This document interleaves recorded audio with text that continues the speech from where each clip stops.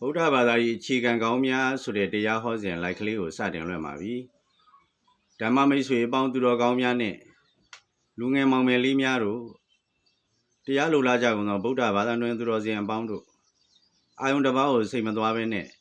လေးလာမှတ်သားနာယူကြပါလို့တတိပေးနှိုးဆော်တိုက်တွန်းလိုက်ပါတယ်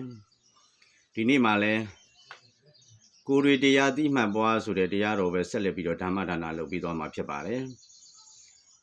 အဲ့တော့ကိုယ်တွေတရားသိမှတ်ပွားဆိုတဲ့တရားတော်ကိုဒါဓမ္မအတိဓမ္မဘုဒ္ဓတွေတိုးပွားစေဖို့ဝိပဿနာအတိဝိပဿနာဘုဒ္ဓတွေတိုးပွားစေဖို့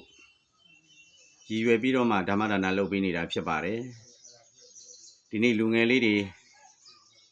နောက်တစ်ခါမှလူကြီးတွေဖြစ်လာတဲ့အခါမှာကိုယ့်ဘာသာကိုယ့်သာသနာကိုကာကွယ်ဆောင်ရှောက်နိုင်ဖို့ကိုယ့်ဘာသာကိုယ့်သာသနာရဲ့တန်ဖိုးတွေကိုသိအောင်လို့ဒါဓမ္မဒါနပြုလုပ်နေခြင်းဖြစ်ပါတယ်အဲ့တော့ဒီ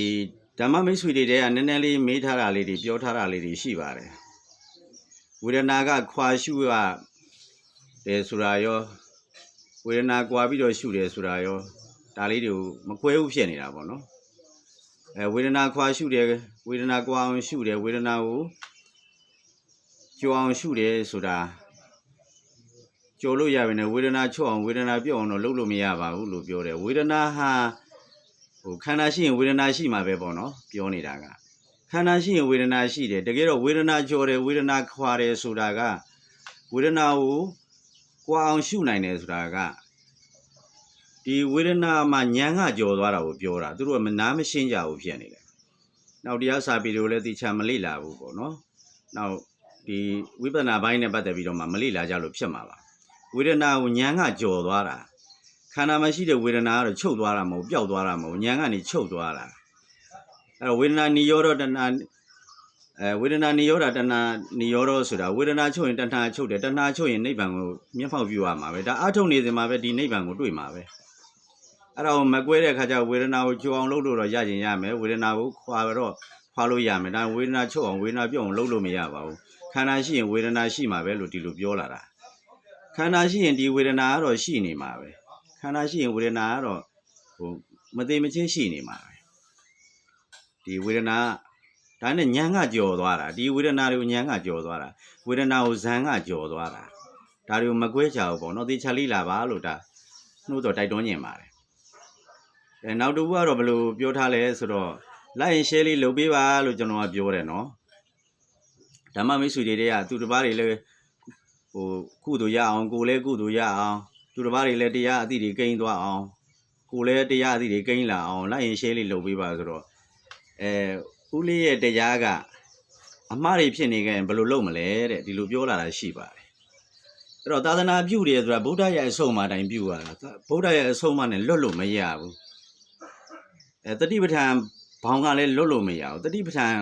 တရားနဲ့လွတ်ပြီးတော့မှဟောလို့လည်းမရဘူးမဂ္ဂင်၈ပါးလမ်းစဉ်ကြီးနဲ့လည်းလွတ်ပြီးတော့ဟောလို့မရဘူးကိုဟောတဲ့တရားသည်တတိပဋ္ဌာန်နဲ့လည်းကိုက်ညီနေရမယ်မဂ္ဂင်၈ပါးနဲ့လည်းကိုက်ညီနေရမယ်အကုန်လုံးကိုက်ညီမှ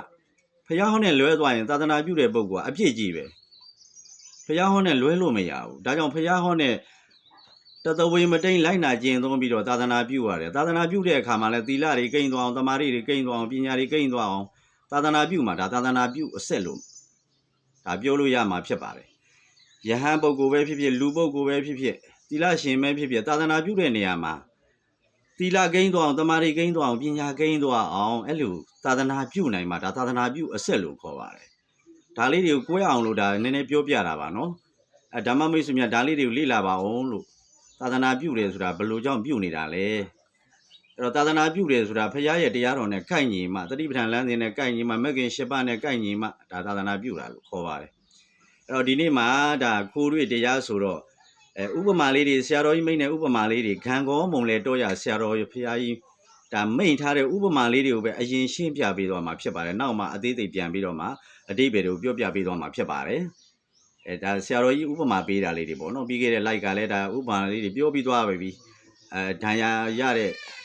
ဓာရှာလို့ဖြစ်သွားတဲ့ဥပမာနဲ့ခုနပြောတဲ့သကြီးတာများရဲ့ဥပမာလေးတွေပေါ့နော်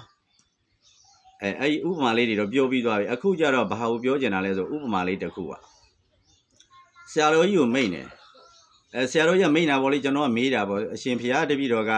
ဒီဒုက္ခဆင်းရဲခြင်းမှလည်းကြော်ခြင်းနဲ့နောက်သောတာပန်လည်းမြင်မြန်ဖြစ်ခြင်းနဲ့လို့လျှောက်တဲ့အခါဆရာတော်ကြီးကလည်းဒါည8 နာရီနဲ့9 နာရီဒီဟောပေးတယ်ယောဂီပေါင်း900လောက်ရှိတယ်ကျွန်တော်ကအဲ့မှာဆရာတော်ကြီးကိုဒီဒုက္ခဆင်းရဲခြင်းကမကြော်နိုင်လို့သွားလျှောက်တာပေါ့နော်ဒါလေးတွေသိအောင်ပေါ့အဲ့တော့သွားလျှောက်တဲ့အခါမှာအဲ့လိုဘယ်လိုဥပမာလေးတစ်ခါပြန်ပေးပြန်လဲဆိုတော့တပည့်တော်သောတာပန်လည်းမြင်မြန်ဖြစ်ခြင်းနဲ့ဒီဒုက္ခဆင်းရဲလည်းကြော်ခြင်းနဲ့လို့သွားလျှောက်တဲ့အခါကျတော့ဆရာတော်ကြီးကဘယ်လိုမိန့်လဲဆိုတော့မင်းနဲ့ဟိုတုန်းကခင်ကြီးပေါက်လို့တော့မလုံနဲ့တဲ့ခင်ကြီးပေါက်လို့မလုံနဲ့ပေါ့ဘယ်လိုခင်ကြီးပေါက်လို့မလုံနဲ့လဲဆိုတော့ဟိုနုမ900ရင်းမာတစ်ကြိမ်နောင်လာ7000ဖျားပေါင်းတော့ဒု2ယောက်နောက်ခင်ကြီးပေါက်กว่าလို့ဆိုပြီးတော့နတ်ဒီကတန်ကြထိုးသွားတာတဲ့တန်ကြထိုးသွားတော့အဲ့ခင်ကြီးပေါက်ကဘယ်လိုစဉ်းစားလဲဆိုတော့ငါအရင်ပွင့်မဲ့နောင်တော်တွေတောင်မှအခုအချိန်ထိမူတုံယူတုံပဲရှိသေးတယ်ငါကလောဆိုဖျားမဖြစ်နိုင်ဘူးအဲ့တော့ငါလူထွက်ပြီးတော့တောင်းပလုံးရက်နေတာပဲကောင်းမယ်ဆိုပြီးတော့လူပြန်ထွက်တယ်တဲ့အဲ့လိုတော့မလုပ်ပါနဲ့တဲ့ဥပမာလေးပေးတာပေါ့နော်ဆရာတော်ကြီးဥပမာလေးပေးတာ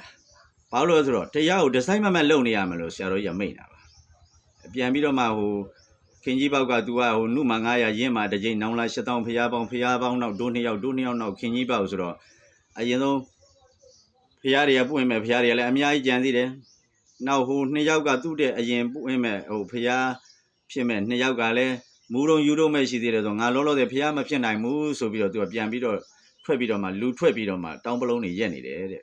အဲ့လိုလဲမလုံးနဲ့တဲ့ဆရာတော်ကြီးမိန့်တာပေါ့နော်ဒါကြောင့်ပုံမှန်အလုပ်လုပ်နေရမယ်နေ့စဉ်တရားကိုရှုမှတ်နေရမယ်သွားရင်လည်းရှုမှတ်နေရမယ်စားရင်လည်းရှုမှတ်နေရအရိယာပဋ္ဌာ4ပါးရှိတာပေါ့နော်လျောင်းထိုင်ရက်သွားအရိယာပဋ္ဌာ4ပါးလျောင်းတဲ့အခါမှာလဲခန္ဓာအာယတနာဓာတ်သစ္စာပညာပရမတ်တွေကိုဆင်ခြင်ရမယ်ထိုင်တဲ့အခါမှာလဲခန္ဓာအာယတနာဓာတ်သစ္စာပညာပရမတ်တွေကိုဆင်ခြင်ရမယ်ရက်တဲ့အခါမှာလဲခန္ဓာအာယတနာဓာတ်သစ္စာပညာပရမတ်တွေကိုဆင်ခြင်ရမယ်သွားတဲ့အခါလျောင်းထိုင်ရက်သွားတဲ့အခါမှာလဲခန္ဓာအာယတနာဓာတ်သစ္စာပညာပရမတ်တွေကိုဆင်ခြင်ရမယ်ဘုရားရှင်ကိုရမကြီးပေးထားတာအရိယာပဋ္ဌာ4ပါးမှာမလွတ်အောင်ဆင်ခြင်သုံးသပ်နိုင်တယ်ဆိုပို့ပြီးတော့မှဝိပဿနာဉာဏ်နဲ့ရင့်တန်လာပြီးတော့မှဒီလိုမျက်လုံးလေးဇုံမိတ်ပြီးတရားအားထုတ်တဲ့အခါမှာတရားပိုသိရတယ်တရားအမြင်တွေပိုခြေပြန့်လာတယ်ခုနပြောတဲ့ဒုက္ခတွေဆင်းရဲခြင်းကခြုံငင်းရုပ်သိမ်းပြီးတော့မှနိဗ္ဗာန်ကိုလည်းတည်ငါပဟံနဲ့လည်းတွေ့တယ်ဝိခံပဏပဟံအဖြစ်နဲ့လည်းတွေ့မယ်အခုကြိုးစားနေရတာကသမုတ်စေတပဟံနဲ့ဒါမြင်အောင်နိဗ္ဗာန်ကိုသမုတ်စေတပဟံဆိုတာသောတာပန်ဖြစ်ပြီးမဟာသောတာပန်ဖြစ်ပြီးအဲ့ဒီအဆင့်ကိုရောက်အောင်တဖြည်းဖြည်းနဲ့ကြိုးစားသွားမှာပါဓမ္မမရှိများ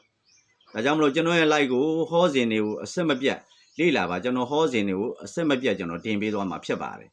အတွေ့အကြုံတွေကိုလည်းအဆက်မပြတ်တင်ပေးသွားမှာဖြစ်ပါတယ်ဆရာတော်ရဲ့ဥပမာတွေကြံပါသေးတယ်အများကြီးပဲအဲ့ဒီဥပမာလေးတွေကိုစုံစည်းအောင်ကျွန်တော်ပြောပြီးတော့မှပဲကျွန်တော်ကဒီအဓိပ္ပာယ်ကိုရှင်းပြီးတော့မှကျွန်တော်ရှင်းကြံချိုးကိုအားထုတ်ခဲ့တဲ့ဖြစ်စဉ်တွေနဲ့ကျွန်တော်ကြည့်ပြီးတော့မှကျွန်တော်ဓမ္မဒါနလုပ်ပြီးတော့မှဖြစ်ပါတယ်လို့ဓမ္မမိတ်ဆွေပေါင်းသူတော်ကောင်းများဒါကြောင့်ဓမ္မမိတ်ဆွေသူတော်ကောင်းများဒါကျွန်တော်ရဲ့ like ကိုအမြဲကြည့်ရှုပြီးတော့မှ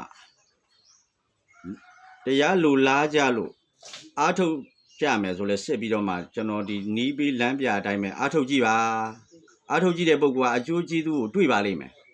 ဒါနဲ့ညာတပရိညာတော့ကြည်အောင်လေ့လာရမယ်ကြည်အောင်လေ့လာပြီးတော့တိတ္တနပရိညာဒီဇိုင်းမတ်ယောနီတော်မနေစီကာရတဲ့မှန်မှန်ကိုနှလုံးသွင်းပြီးဓမ္မနုဓမ္မပฏิပတ်တရားအမြဲတမ်း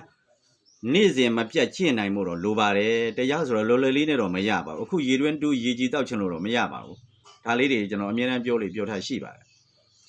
အဲ့တော့တကယ်လိုလားတယ်လောကီစီးပွားရေးတောင်မှနေမအားညာမနာပဲနဲ့ရှာဖွေနေပြီးတော့ဒီလောကုတ္တရာစီးပွားတသံစရာလုံးဒုက္ခဆင်းရဲငြိမ့်မဲ့ဒီတရား